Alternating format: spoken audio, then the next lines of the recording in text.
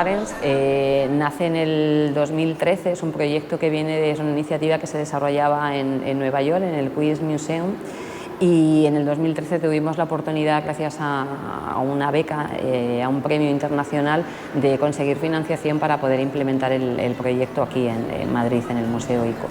Es un proyecto que está dirigido a familias que tienen niños y niñas con trastorno del espectro autista, y lo que se genera desde Empower Parents, de ahí el nombre, es orientar una acción y un trabajo dirigido a los padres que tienen estos niños para generar con ellos una comunidad de aprendizaje, ¿no?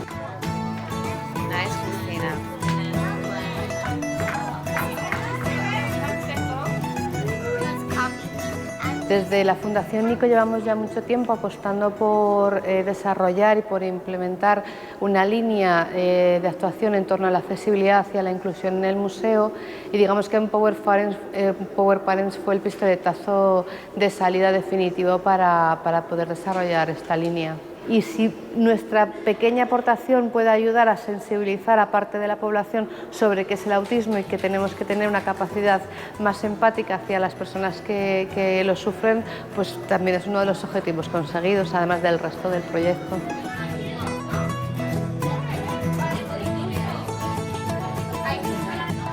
Siempre tenemos una misma rutina de sesión, una misma rutina de trabajo, porque este aspecto es fundamental en lo educativo para los niños y las niñas con las que trabajamos. Es necesario que haya una estructura muy definida de espacio y una estructura muy definida de tiempo para evitar frustraciones y sobre todo para poder permitir que los niños puedan crear y puedan desarrollar su actividad en el museo con total libertad, ¿no?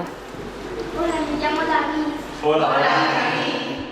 Hay alguien sin... Otra vez. ¿Le llamo? Nacho. Hola, Nacho. Va Víctor a sacar cuentos, a leer cuentos. Habrá quien se vaya a este edificio de aquí a hacer deporte. Quizás es el mismo edificio que este. Y a ver quién conoce este. Las torres Q. ¿Estas torres están también en Madrid? Previo a la sesión que realizamos en el museo, remitimos siempre una información explicando toda la actividad que vamos a hacer a las familias para que ellos puedan anticiparla en casa y puedan prepararlo durante la semana, pues qué es lo que vamos a trabajar, cuáles van a ser los objetivos, a qué personas se van a encontrar los niños en el museo, y siempre tenemos la misma secuencia. En el hall del museo se recibe a las familias, buscando siempre o intentando que esa comunidad se siga manteniendo y se siga fortaleciendo. Es el momento en el que las familias, bueno, pues se encuentran detrás de la sesión anterior, los niños empiezan tímidamente a interactuar unos con otros.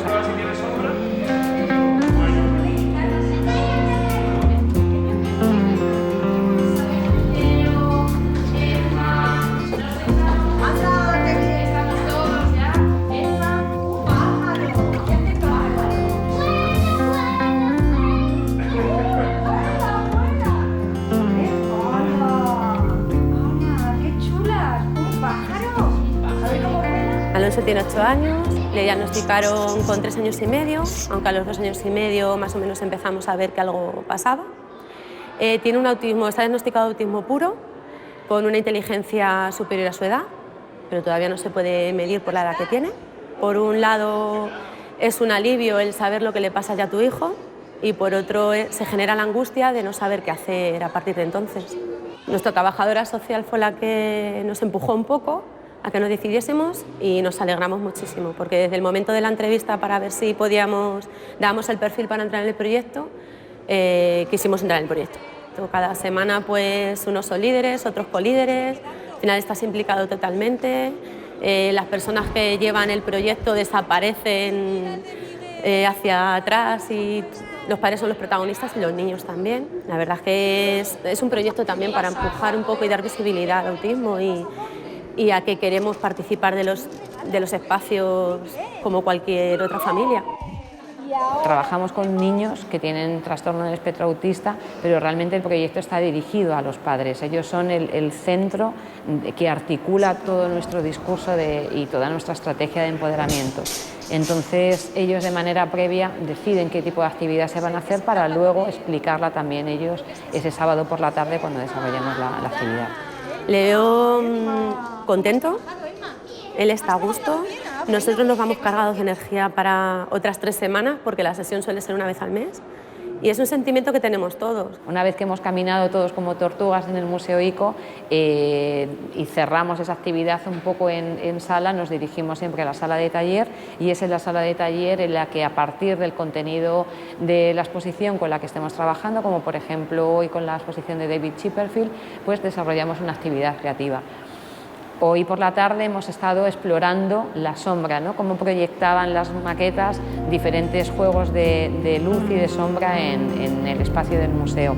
Siempre intentamos que sean actividades que permitan que cada niño se exprese con libertad, exprese su propia identidad, pero que entiendan que forman parte de un todo. El brazo, ¿y esto qué es, Javier? ¿Esto qué es? ¿Tu cabeza? Mira, mira, mira, mira. Yo soy pelado. Miguel es un bichejo que no para. Sí, tiene muchísima energía y está todo el rato moviéndose. Es muy difícil tratar con él muchas veces porque te agota. Ahí. Él hablaba y incluso iba más deprisa que los demás. Al año y medio, todo lo que había ganado más rápido que los demás lo fue perdiendo poco a poco. Dejó de hablar. No nos miraba la cara, no entendía su nombre. Entonces son un montón de cosas que te dan la pista de que algo no va bien, ¿no? Y aparte es que están dentro del cuadro. Primero no es un alivio, pero es un jarro de agua fría que te deja que no sabes qué hacer, que además es un montón lluvia de información porque te dicen muchísimas cosas a la vez. Y además lo primero que tú haces es no es verdad. Esto no es verdad, esto va a cambiar y no cambia. Tienes que, cuanto antes lo aceptes mejor porque es tiempo que ganas. A eso me refería con lo de diagnosticar antes. Porque los niños son esponjitas y cuanto antes les des los refuerzos y apoyos que necesitan, más vas a poder sacar de ellos.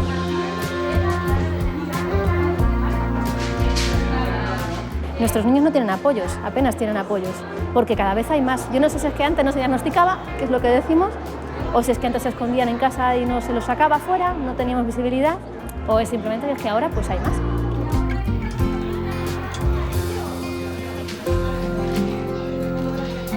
Bueno, ENMA por lo general a nivel social sí que tiene ciertas carencias en el aspecto que tiene 5 años, pero su manera de relacionarse todavía con los otros niños es como si fuera un poco más pequeña. Lo intenta, inicia la comunicación, inicia el juego, pero luego le cuesta continuar porque como las reglas pueden cambiar y los niños improvisan, ahí es donde ella se pierde. Se está jugando a un juego y es A, B, C, como le hagan A, B, J, dice espera.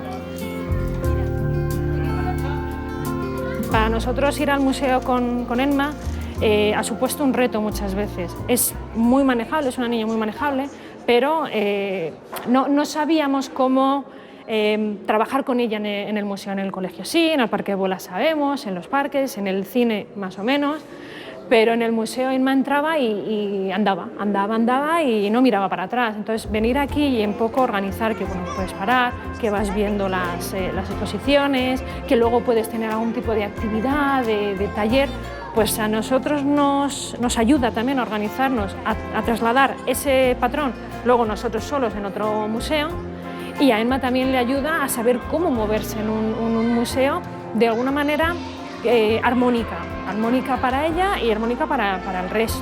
No te digo que sea una terapia total, porque es una vez al mes y llevamos pues, en este año 3 o 4 sesiones, pero sí que se empieza a notar, sobre todo cara a ir al ocio con otros niños que se llaman neurotípicos, el poder interactuar y el poder aceptar que puede haber cambios. Pues es más pequeñito, la sombra de Miguel. Ha evolucionado mucho en la parte social, que era la carencia que tiene ENMA. Otros niños pues tienen un problema tal vez o una discapacidad en el lenguaje o incluso pues en estereotipias.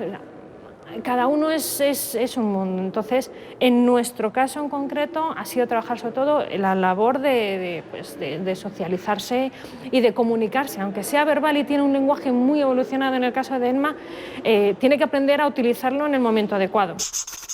Desde Empower Parents algo muy importante que hacemos es movilizar la energía de los padres justamente para que entiendan que los museos son lugares a los que pertenecen, que deben trabajar esa reapropiación del espacio, que tienen que hacerse visibles y se convierten un poco como en activistas, ¿no? Pero en activistas en el sentido de que entienden muy bien este discurso de que una parte fundamental del sábado por la tarde es ocupar el espacio y entrar en comunicación con otros públicos que estén en el museo, ¿no? Supone un reto, porque cuando entramos del principio solo miraba, me veías otros padres y demás, y yo pensaba, bueno, a lo mejor algún día puedo ser yo la que guía la sesión y la que es un poco mamá de todos, porque aquí somos todos mamás de todos. Mi hijo tiene otra figura de referencia, de alguien que sabe tratarle, que sabe los signos, porque el niño no habla. Ethan tampoco hablaba antes, ahora habla. O sea que es como, también es una esperanza. Sobre todo es para los padres, yo creo que esto es para los padres. Y con el ojo se puede hacer rosa si quieres. Claro. Cuando hemos estado en otros museos me refiero que yo voy con mi hijo a ver otro museo, tenemos que estar continuamente dando explicaciones de por qué Teo a lo mejor se mueve un poco más. O, cuando hemos venido aquí, como está todo como muy organizado, bueno, se paran a mirar, alguna vez preguntan, y el día más bonito fue pues una serie de personas que estaban viendo la exposición y se unieron pues bueno, a trabajar con nosotros, a buscar, a ayudarnos con los niños. Fue un día muy bonito. Abrir el museo, ¿cómo se hace? Abriéndolo de verdad y permitiendo que todo tipo de público entre en el museo, pero también se abre formando al personal del museo. Intentamos formar en la medida de nuestras posibilidades tanto al personal de recepción y de seguridad sobre qué es la discapacidad intelectual. Intentamos evitar dirigirnos a estas personas y caer en los errores en los que cometemos, aunque sea de buena fe. A Teo jamás le ha rechazado un niño, pero se ha venido a lo mejor algún papá en un bar que me ha dicho: es que el niño se está moviendo mucho y la silla, el ruido me molesta. Le explicamos, y esa explicación nunca se la tienes que dar a un niño, le tienes que decir: es que Teo todavía no ha aprendido a hablar. Vale, todo vale. Aquí tenemos niños en todo el rango del trastorno del espectro del autismo, y entre ellos todo lo ven con una normalidad que dices, ¿cómo hemos crecido? ¿De qué manera nos hemos hecho adultos? Que ahora nos vemos diferentes o los vemos diferente. ¿Qué pasa por el camino? Cuando de pequeñitos un niño nunca va a rechazar a otro niño y los adultos sí entre nosotros ¿Qué ha pasado? Eso a mí me preocupa. ¿Cómo hemos crecido? ¿Cómo nos han educado? ¿Qué valores hemos absorbido de la sociedad? Voy con mamá y con papá. Voy con mamá y con papá y con Tirso. ¿Vamos a ir al museo de qué? ¿Y qué vamos a hacer? Una exposición. Primero vamos a ir ¿en dónde? ¿En el metro, en el autobús, en coche, andando? ¿Cómo vamos a ir? En coche. En el coche. Para mí ahora el Museo ICO desde el año 2013 hasta ahora se ha transformado más que en una institución museística, se ha convertido en un laboratorio en el que las 20 familias que forman parte de Empower Parents y el equipo de educación y de conceptualización del proyecto, lo que hacemos aquí es experimentar. ¿Os parece?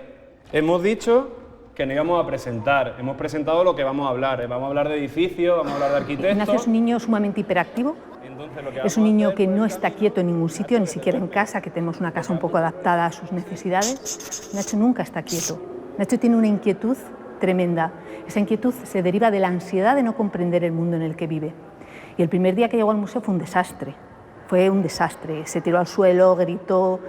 Y sin embargo, él ha comprendido perfectamente que cuando viene al museo, yo digo que aquí echan polvos mágicos porque el niño está tranquilo, está relajado. A mí lo más atractivo que me pareció es que podíamos hacer algo en familia y que además iba a tener un modelo correcto, un modelo normalizado de comportamiento a imitar. Lo que hemos logrado demostrar es que cuando somos capaces de adaptar un poco el mundo a su nivel y a su capacidad de acceso a la información, es posible. Cuando uno trata de hacer actividades inclusivas en el entorno educativo, que es donde más debería facilitarse esto, y sin embargo, lo que se está demostrando es que si aquí somos capaces, con unas pequeñas adaptaciones, con una metodología concreta, con un espacio estructurado, con unos pasos que siempre son los mismos, los niños responden y disfrutan. Por lo tanto, si se puede hacer aquí, con poquísimos medios, con cosas tremendamente sencillas, se puede hacer en sanidad, se puede hacer en educación, se puede hacer en sitios de ocio. Los niños están aquí, ahora son 1 de cada 80 y pico, Desgraciadamente, no sé por qué, cada vez hay más y es una realidad. Y es una realidad que o la incluimos ahora o dentro de unos años va a ser una epidemia que no vamos a ser capaces de controlar. Cuando yo me he visto en la necesidad, lo he explicado con toda tranquilidad. Mi niño tiene autismo, necesita otras ayudas y la gente está deseando hacerlo. Y al final el freno te lo pones tú mismo. Es verdad que lo que hay es un gran desconocimiento y no se puede reprochar a quien no conoce. Y es nuestra obligación hacerlo visible. Es nuestra obligación decir, pasa esto, pero si tú le miras a los ojos, le agarras la cabeza, si tú bajas a su nivel, si obligas a que te mire, es mucho más sencillo. No le grites, no te vuelvas bruscamente, son una serie de instrucciones muy fáciles de seguir. Y lo que intentamos aquí es que todas las familias que entran en el museo, sintiéndose en casa, sin ningún tipo de tensión que proyecten a sus hijos, con paz, con calma, puedan generar actividades educativas y actividades creativas que realmente funcionen para sus hijos y para otros niños que se puedan beneficiar de este proyecto y sobre todo que entre todos empecemos a humanizar espacios como los museos, ¿no?